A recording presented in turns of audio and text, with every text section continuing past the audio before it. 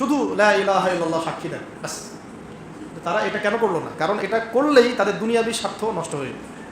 তাদের এই মূর্তিকেন্দ্রিক ব্যবসা, তাদের পলিটিক্যাল ক্ষমতা, নবীর আনুগত্য করতে হবে, হ্যাঁ, তখন সবাই ধনী গরিব সমান হয়ে যাবে, মানুষের কোনো ভেদাভেদ থাকবে না, ঠিক আছে?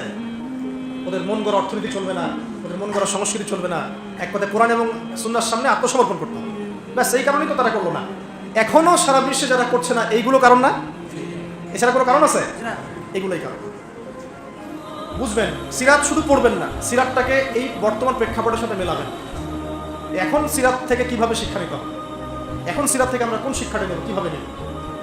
এখন তো সেই উটের যুগ নাই, এখন আপনি এয়ারক্রাফটে চলছেন, ঠিক আছে? এখন তো সেই আপনার ঘোড়ায় আপনি চড়ছেন না, আপনি বাস ট্রাকে চড়ছেন, ইত্যাদি কারা চলছেন। কিন্তু দেখবেন পলিসিগুলো কিন্তু চেঞ্জ হয় না।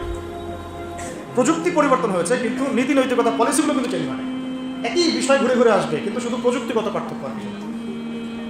যে দোয়া আপনি পড়তেন ওই সময়, ওই যুগে সাহাবীরা ঘোড়ায় উঠে বা গাধার পিঠে উঠে বা বাহনের পিঠে উঠে, ওই একই দোয়া আপনি পড়ছেন এখন প্রাইভেট কারে উঠে।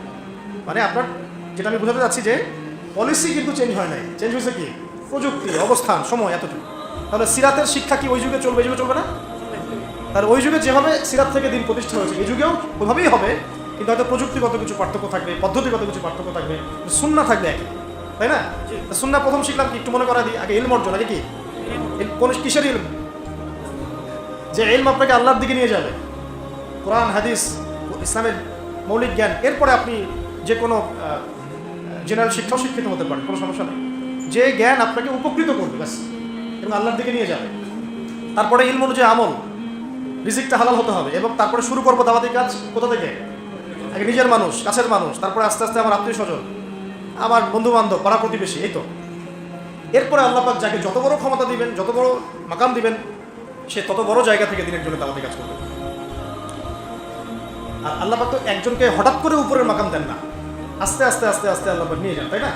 এই তো। এখন এবার আসেন, যখন দাওয়াতের কাজ করবেন তখন নির্যাতন আসবে কিনা? কি শিখলেন সুন্নাত থেকে?